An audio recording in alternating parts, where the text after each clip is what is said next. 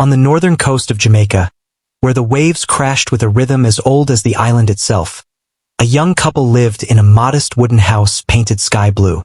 The neighbors often described them as the picture of devotion. The husband, Derek Campbell, was 31 years old, tall and strong, with calloused hands from years of hard labor.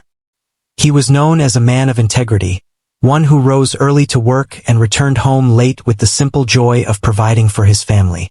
Derek was not rich, but he was respected. In the evenings, he would sit on the veranda with his wife, drinking ginger tea and speaking of dreams that stretched far beyond their current means. His wife, Marcia Campbell, was 27. With soft brown eyes and a gentle smile, she embodied the quiet dignity of a woman deeply rooted in tradition. To everyone in their small community, Marcia was the faithful wife, the kind who stood by her husband through lean times, who saved coins in jars for the future, who cooked meals with care even when there was little in the pantry. Together, they seemed unshakable. The community admired them because they were different from so many others. While neighbors quarreled, Derek and Marcia held hands during Sunday service at the small whitewashed church. While other couples struggled with mistrust, Derek openly declared to friends that his wife was his greatest blessing. Derek's fortune changed one summer when he was offered a position as a driver and assistant for a wealthy businessman in Montego Bay. For a man from modest beginnings, this job meant stability and the possibility of moving his family into a better home. The pay was double what he earned before, and it came with promises of security. Derek's new boss, Mr. Anthony Reed, was everything Derek wasn't. Wealthy, charismatic, and feared by many. Reed was in his early 40s, owner of several shipping companies, known to be ruthless in business but charming in public. He lived in a large villa overlooking the sea, where polished cars lined the driveway and expensive wines flowed during parties.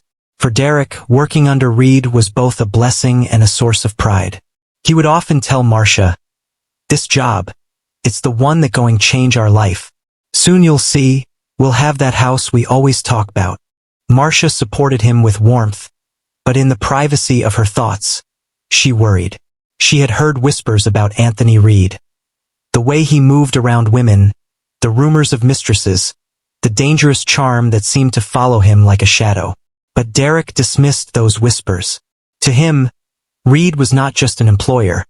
He was a stepping stone, the key to finally giving his wife and future children the life they deserved. In those early months, life seemed to blossom. Derek returned home with stories of the glamorous world of his boss, of parties attended by government officials, of foreign visitors who spoke of wealth and opportunity. He told Marcia about the villas, the cars, the possibilities that working under Reed might open for them. Marcia listened, smiling, but she could not shake a faint unease. Unbeknownst to Derek, this very job, the blessing he had prayed for, would plant the seed of destruction that would one day consume his marriage and leave blood on the ground. It began innocently enough. Marcia had always remained in the background of Derek's work life. She never asked too many questions about his boss, never pried into the circles of wealth and power he now navigated. But life has a way of pulling people into situations they never planned to enter. One Saturday afternoon, Derek was asked to deliver documents to Reed's villa. Because Marcia had accompanied him on a trip into town that day, he brought her along for the ride. The villa was unlike anything Marcia had ever seen. Perched on a hill, its white walls gleamed in the sunlight, framed by palm trees swaying gently in the ocean breeze. Expensive cars, BMWs, Land Rovers, a sleek black Mercedes, lined the driveway. Through tall glass windows, she could see chandeliers that sparkled like ice. For a woman raised in a modest wooden home, it was overwhelming.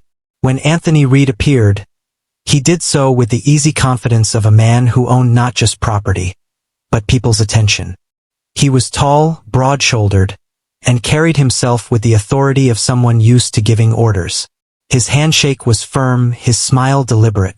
"Derek," Reed said warmly, "and this must be your wife." Marcia felt his gaze linger a moment longer than necessary. She shifted uncomfortably but smiled politely. Reed complimented her beauty in a tone that was smooth yet heavy, the kind that carried a double meaning.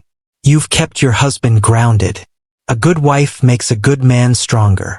Derek beamed with pride, not sensing the undertone. But Marcia did. She felt it in the way his eyes studied her, in the slight curl of his lips when he spoke. That evening, on the drive home, Marcia said nothing. She kept her gaze fixed on the road ahead while Derek spoke about how generous his boss was, how much he respected him, how lucky they were that God had given him this opportunity. Inside, Marcia's stomach knotted. Something about Anthony Reed unsettled her. Weeks passed, and their paths crossed again. Reed began to invite Derek to evening gatherings at his villa, dinners with business partners, nights filled with music, laughter, and imported liquor. Sometimes, Derek brought Marcia along, at Reed's insistence. It was during those evenings that Reed's charm began to work its way into her world. He would ask her about her family, her dreams, her life with Derek. His attention was intoxicating, a stark contrast to Derek's tired eyes after long hours of work. Neighbors in their small community began whispering, "Mr. Reed too friendly with Marcia," one woman told another as they washed clothes by the river. But gossip in Jamaica was as common as the sea breeze, and Derek dismissed it easily. Still, Marcia could feel herself being drawn into Reed's orbit. It wasn't just his wealth.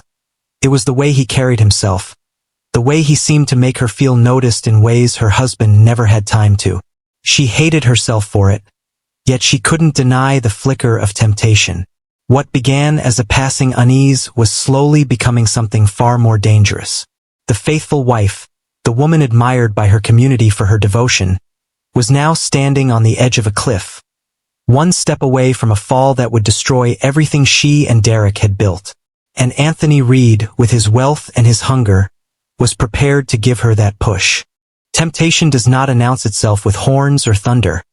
It comes quietly, disguised as small gestures, harmless words, fleeting moments. For Marcia, the descent began one humid Thursday night inside Anthony Reed's villa.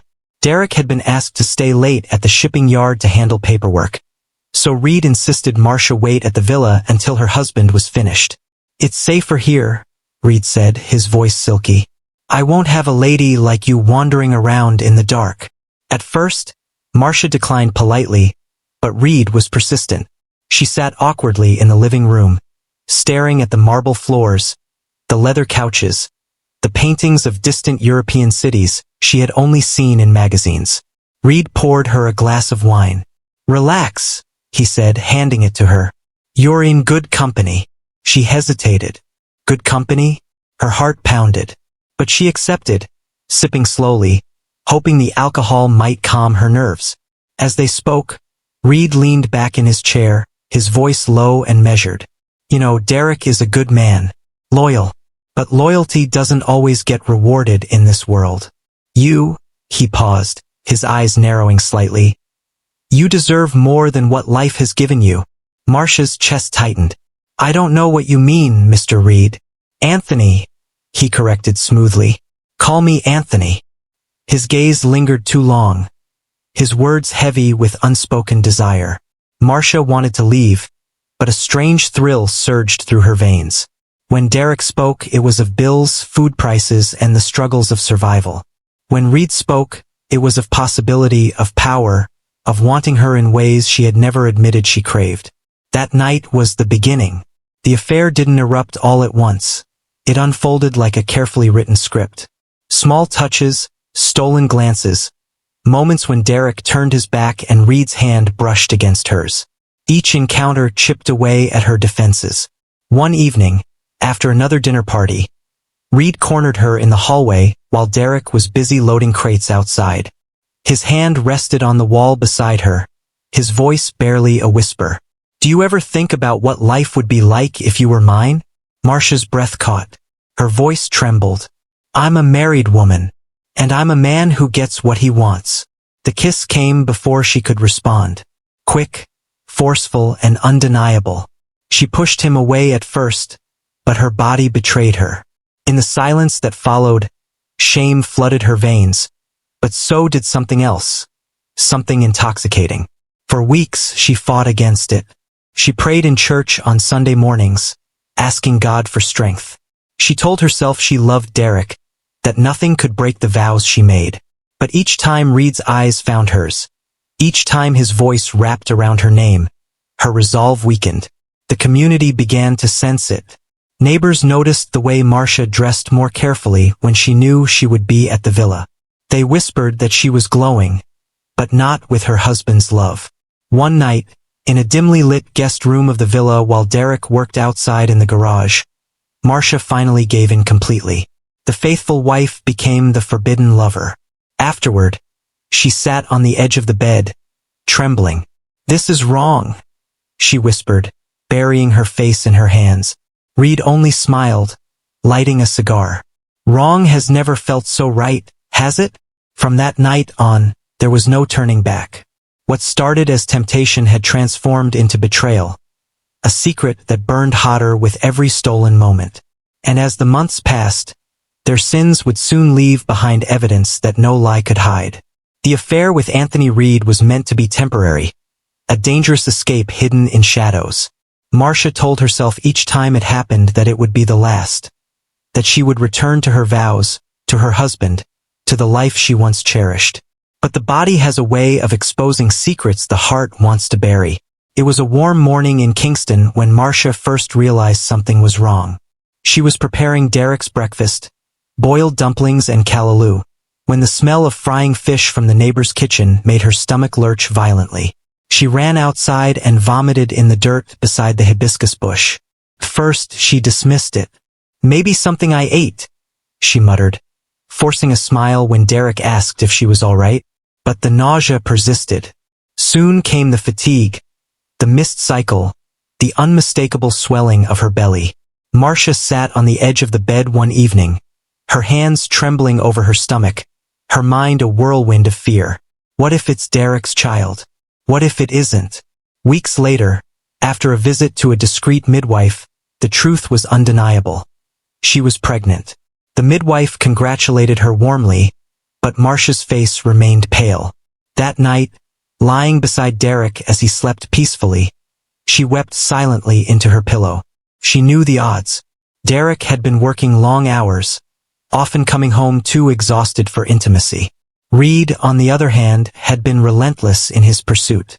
Deep down, she knew whose child it was.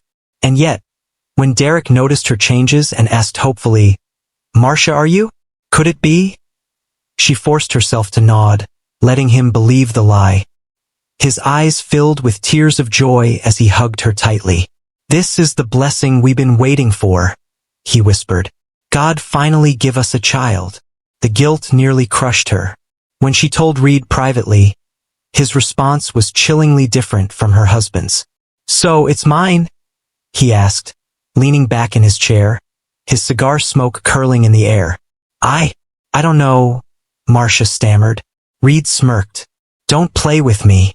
You and Derek barely touch these days. You know the truth." Fear washed over her. "What do we do now?" "You do nothing," Reed said coldly. "You stay quiet. He doesn't need to know." But Reed's arrogance carried danger. He began treating her with more possessiveness, more boldness, even when Derek was nearby. A hand on her back at parties, a lingering glance that others started to notice. As Marcia's belly grew, so did the rumors. Neighbors whispered that the timing seemed off, that Reed's attention toward her was too obvious. Some even claimed they saw Marcia entering Reed's villa when Derek wasn't around. Derek, blinded by joy at becoming a father, brushed aside the whispers. He decorated the small nursery, painted the walls a soft yellow, and spoke endlessly of the son he believed would carry his name. But doubt has a way of creeping in.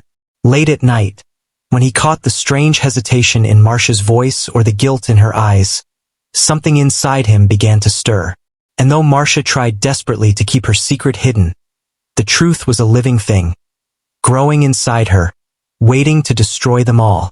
At first, Derek's joy drowned out every doubt. He built dreams in his mind, dreams of teaching his child to fish in the river, of carrying him on his shoulders through the market, of giving him the opportunities he never had. But as Marcia's pregnancy progressed, cracks began to form in the picture of happiness. One night, Derek lay awake, his hand resting on Marcia's growing stomach.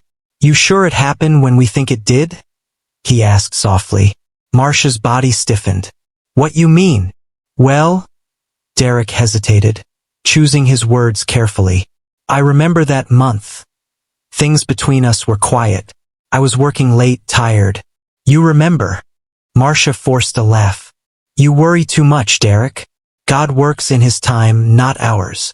But her laugh was too quick, her tone too sharp. Derek noticed.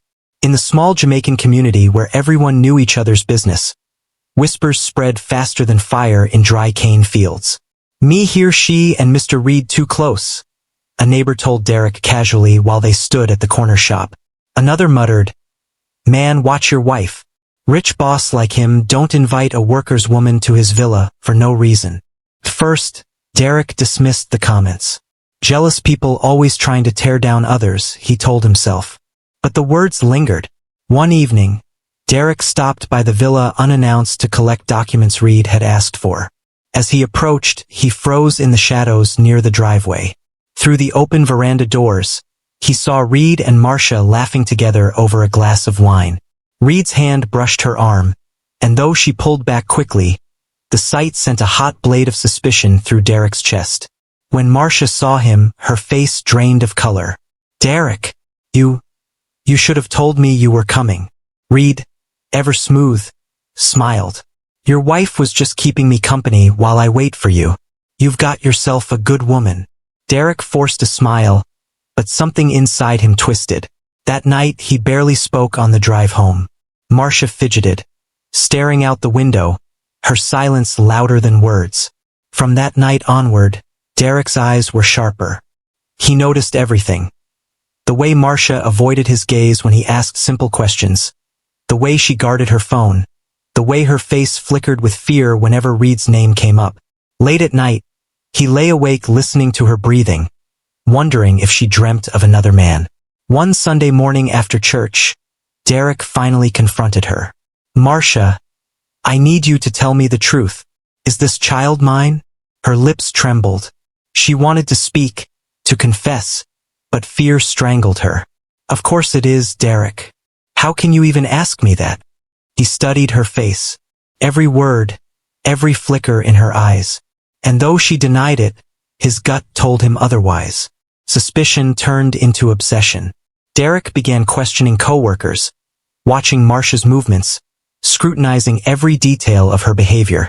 The more he looked, the less peace he found. He started drinking more at night, sitting on the veranda with a glass of rum, staring into the darkness. His friends noticed the change in him. Derek, you all right, man? You looking troubled these days. He would only shake his head, muttering, Something not right in me house, and I'm going find out what it is. The once proud husband, once blind with love, was now consumed by suspicion. And the more he looked, the closer he came to a truth that would break him entirely. The lies were unraveling, and soon they would lead him to blood. Derek's suspicions eventually boiled over. The whispers from neighbors, Marcia's nervous behavior, and Reed's bold presence all collided one stormy night. He confronted Marcia directly, no more hesitation. Tell me straight, this child, is it mine or Reed's? Marcia tried to deny it, but her silence spoke louder than words. Her eyes filled with tears, and that was all the confirmation Derek needed. The truth was out. The man he trusted as a boss had betrayed him. The woman he loved, the one he defended against gossip, had deceived him. His world collapsed in that moment. The argument turned violent with shouting, slammed doors, and accusations. Marcia begged for forgiveness, saying she had been trapped, manipulated by Reed's power. But Derek's heart was beyond repair. Fueled by humiliation and rage, he swore to make Reed pay for destroying his family. And with that vow, bloodshed was inevitable. Derek's rage didn't fade. It grew hotter each passing day. He felt mocked, betrayed, and stripped of his dignity. One evening, unable to hold it in any longer, he drove straight to Reed's villa. Bursting through the gates, he found the boss lounging with a drink, calm as ever. You think you can take my wife, my life, and laugh in my face? Derek shouted. Reed smirked, unbothered. Control your woman, Derek. If she came to me, it's because you couldn't keep her satisfied. Those words were the spark. The two men clashed violently. Furniture broke, glass shattered, fists landed with fury. In the chaos, Derek grabbed a knife from the kitchen counter. Blind with anger, he struck Reed again and again until the powerful man lay lifeless on the marble floor. Moments later, Marcia arrived, screaming, collapsing beside Reed's bloodied body. But Derek was beyond reason. To him, she was just as guilty. Overcome with betrayal, he turned the knife on her too, silencing her pleas. When it was over, the villa was soaked in blood. The faithful husband had become a killer, driven by the ultimate betrayal. The screams echoed through the villa before silence fell. When neighbors rushed in after hearing the chaos, they found Derek standing in shock, the knife still in his hand. Blood splattered across his shirt. Marcia and Reed lay lifeless. The image spread quickly. By nightfall, the entire community knew. Police arrived, handcuffing Derek without resistance. He didn't fight, didn't plead. He only muttered, "He took my wife. She betrayed me. What was I supposed to do?" The once respected husband was now a murderer. And the community that once admired the Campbells was left shaken, torn between sympathy and condemnation. The courtroom was packed for weeks. Journalists covered every moment, calling it the Boss Affair murder. Prosecutors painted Derek as a jealous, violent man who couldn't handle rejection. But his lawyer argued he was a broken husband, driven to madness by betrayal from the two people he trusted most. Marcia's family wept, torn between grief for her and anger at Derek. Reed's business associates spoke of his power, but behind closed doors, many admitted his reputation with women was notorious. In the end, the jury found Derek guilty of double homicide. He was sentenced to life in prison. Some said justice was served. Others whispered he was as much a victim as he was a killer. The Campbell home stood empty after the tragedy, a painful reminder of what once seemed like the perfect marriage. Neighbors who once spoke of Marcia's loyalty now shook their heads in disbelief. Parents used the story as a warning to their children. Temptation destroys, secrets burn, and betrayal leaves only blood behind. For Derek, prison walls replaced the dreams of a happy home. For Marcia, a life cut short became a cautionary tale. For Reed, his wealth and power ended in a pool of his own blood. The story of the faithful wife who strayed, the powerful boss who took what was not his, and the husband who snapped will forever echo in the hills of Jamaica, reminding all who hear it that love, when tainted by betrayal, can become deadly.